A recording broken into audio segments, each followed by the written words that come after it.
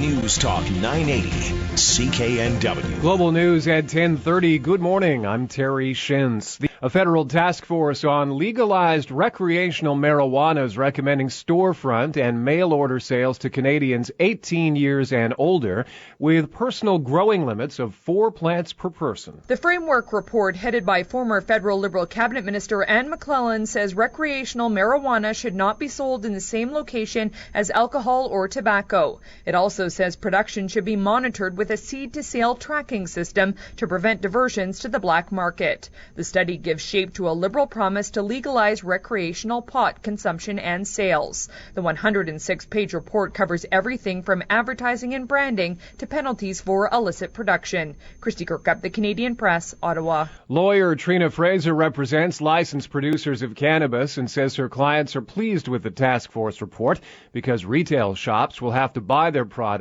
from licensed producers. That translates into a massive increase in their market. They should also be overjoyed to hear, the task force recommendation that the scope of permissible products include edibles and concentrates. Because again, this is going to give them the ability to compete with the illegal dispensaries. Vancouver's news, Vancouver's talk. This is the Sara Show on News Talk 980 CKNW. Jill Bennett sitting in for Simi, Sara. As you've been hearing in the news, recommendations tabled by the federal task force taking a look at how marijuana should or could be sold in this country. We recommend the establishment of a well-regulated production, manufacturing, and distribution environment, including production safety controls, which would specify important things like appropriate pesticide use, safe packaging, and labeling requirements. We recommend rules to protect youth, including a minimum age of 18 to purchase cannabis and restrictions on marketing and promotional activities. Generally, we believe that it is appropriate to proceed with caution. We are only the second nation to move forward in this way, and we were told by those who have gone before to expect surprises. While there are important lessons to be learned from places like Colorado and Washington State, designing and implementing a Canadian system is a unique undertaking. Continued research will help us to better understand and mitigate risks associated with problematic use.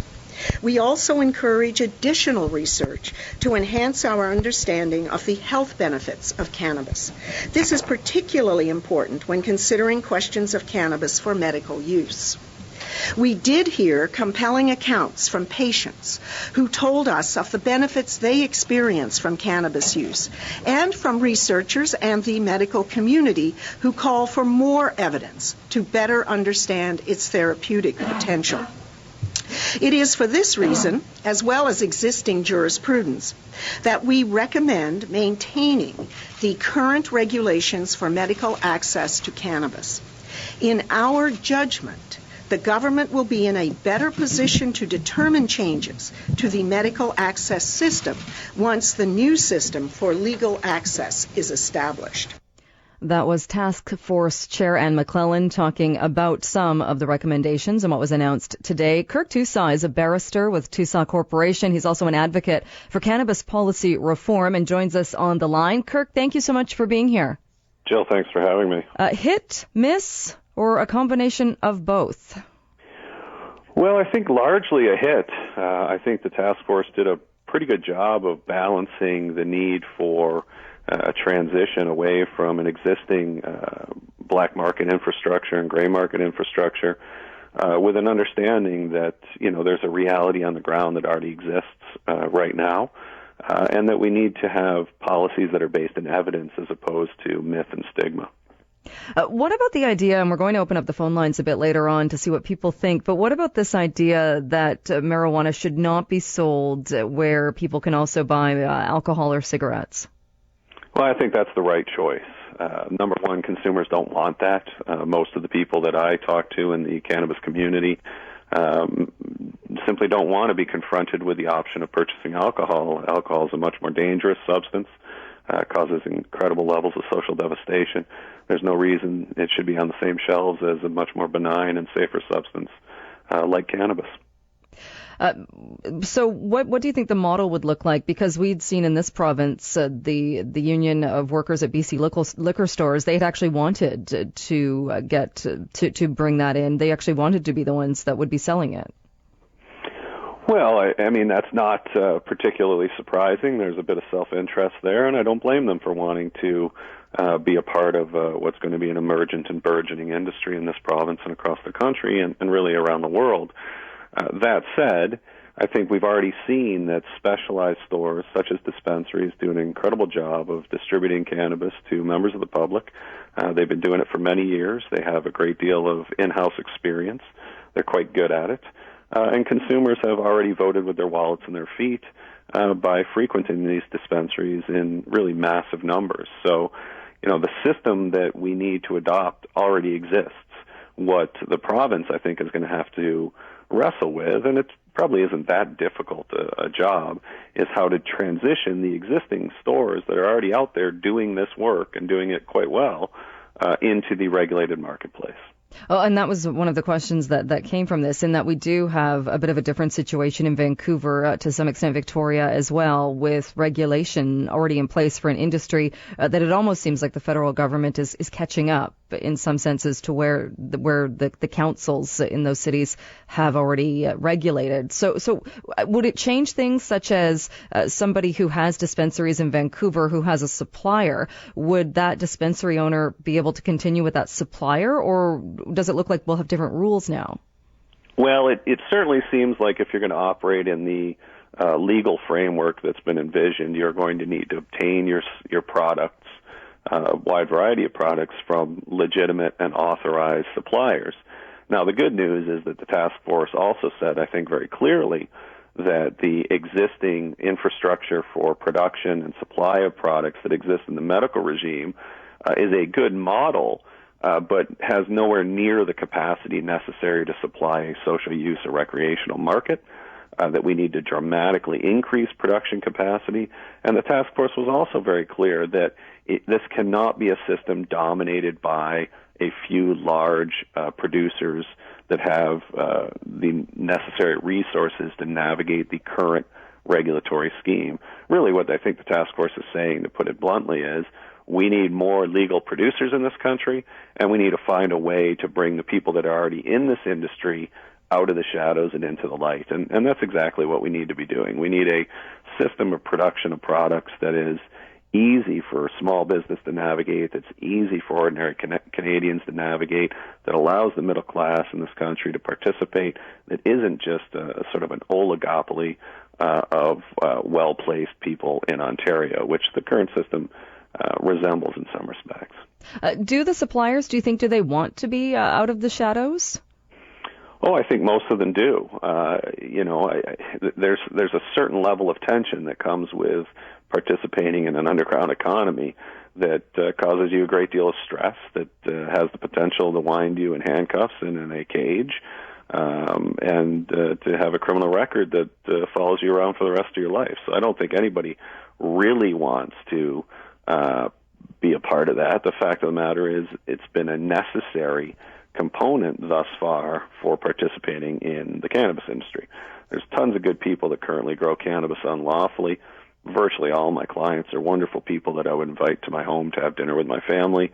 There's very, very few of the sort of stereotypical gangster bad guys that have unfortunately been associated with this industry for far too long.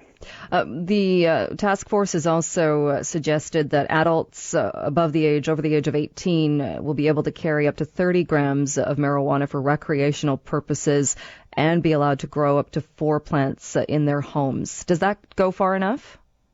I don't think it does. I mean, that's one of the big problems with, I think, the task force recommendations, is that those are really arbitrary numbers. I mean, they're suggesting 30 grams, over which you'd be subject to who knows what, either a criminal offense or probably an administrative sanction. We don't have those kinds of restrictions on alcohol. And let me just tell you a story that I heard at the task force. This actually came from an ex-law enforcement officer. He said, look, when we every year he and his buddies get together, they go on a fishing trip for a week. And they send 2 guys to pick up food, and they send 2 other guys to pick up booze. And those guys sort of back the pickup truck to the liquor store, and they load up enough beer for, 8 or 10 people to drink over the course of a week. Now, depending on your tolerance for beer intake, that can be an awful lot of alcohol, enough to knock out a small town, perhaps, depending on the group of guys you've got with you.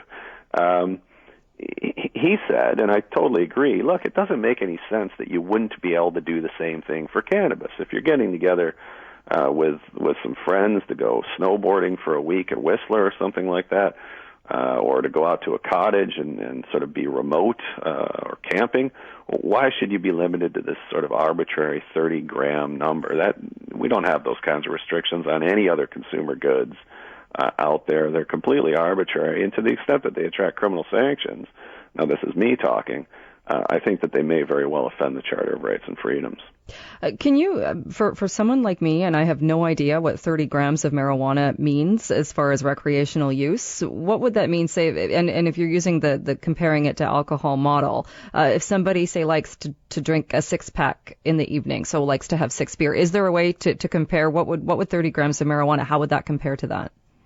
Well, I think you could probably stretch that out a bit longer than an evening, depending on your level of consumption, and also depending on how you consume it. If you take that 30 grams and you sort of agitate it and shake off the useful ingredient, which are called trichomes, they're these little golf ball shaped resin glands that grow on the flowers of the plant, really you're talking about maybe 3 to 5 grams of active ingredients that a person could easily go through in a day. And certainly chronic consumers would easily be able to consume 30 grams over the course of a couple of days.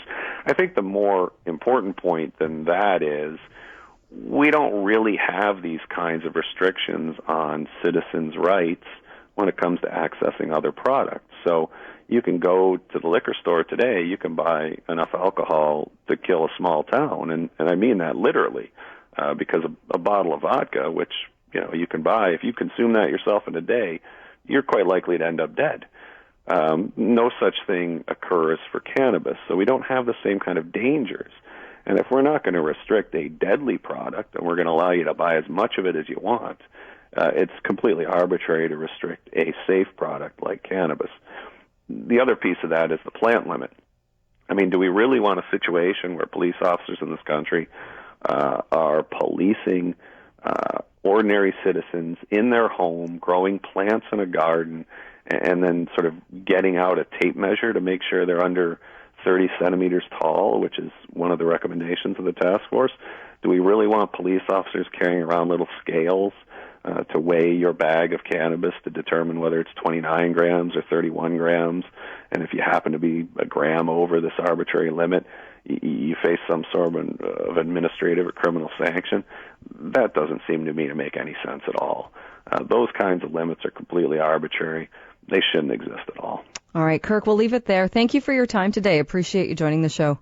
That's been my pleasure. Thank you, Joe. That is Kirk Tousaw. He is a barrister, a lawyer with Tousaw Corporation. And it doesn't make sense to Kirk, this idea of the 30-gram limit, the 4-plant limit, the idea, different argument over whether or not marijuana, cannabis should be sold where you can also buy alcohol. So I'm putting that question to you, and we're going to open up the phone lines.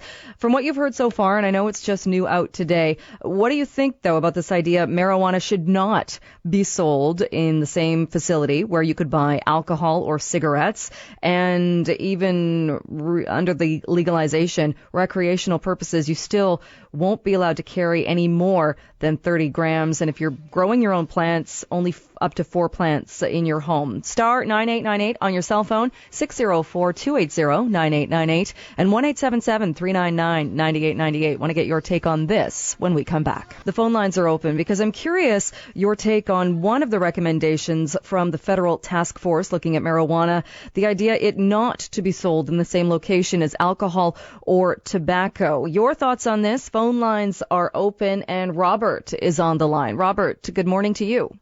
Good morning, Jill. I have quite a bit of experience with cannabis. When I was younger, up until I was about 22, I smoked it regularly. I quit, And then I got a disease, and it ended up being a medicine for me at 42. I do not like to get high. It's a negative side effect. And when you combine it with alcohol, the effects are just incredibly enhanced. Your impairment goes up exponentially. And I was really concerned when they started talking about selling it in liquor stores for that very reason, especially for people that maybe didn't have experience with it and then came in and it's available now. Well, gee, it's legal. Let's try it.